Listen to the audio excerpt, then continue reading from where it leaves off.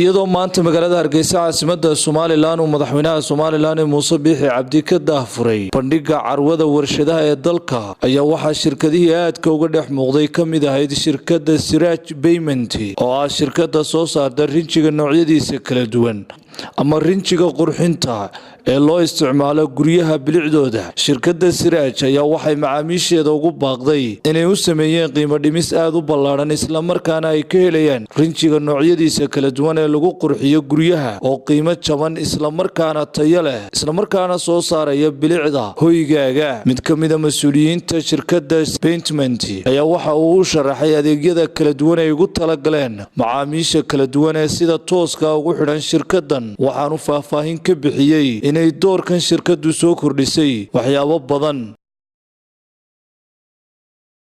Axmed Daahir Nuux, Nasabka Star TV, Hargeysa. warshada rinjiga Siraj waxa la aasaasay 2 sano ka hor 2018kii.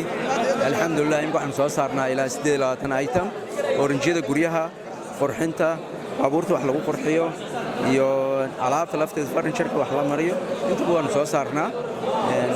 maxaan ku raadayay higsigeena wax weeyaan wadanka guud ahaan wixii rinjiga loo baahan yahay ka fino.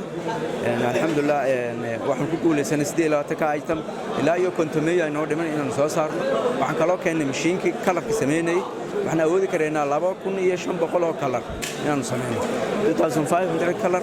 qofka kalar ku doono aan u sameyn kareynaa.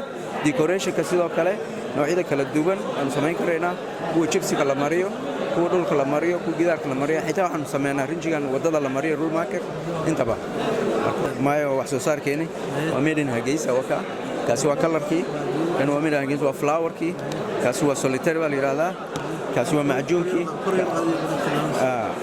kani solitaire, kani waa flower, kani waa kalarkii, kani waa solitaire, isna waa decoration qayb ka mid ah.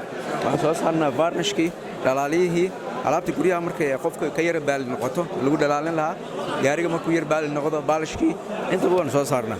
all oo made in Soomaaliland. waxaan kaloo insha Allah Ethiopia alaabta qayb ka mid ah waan geenaa imikadan. Djibouti waxaan qaadanay qayb halkan free zone-ka Djibouti ka qaadan, Djibouti waan geenaynaa insha Allah. waa Hargeysa waxaan leenahay ilaa 6 branch, Qurux branch baan ku leenahay, Berbera branch baan ku leenahay, ilaa alxamd koonfur aan ku leenahay, Muqdisho, Boosaaso sidoo kale, Ethiopia branch baan ku leenahay. Axmed Daahir Nuux, Nasabka Star TV, Hargeysa.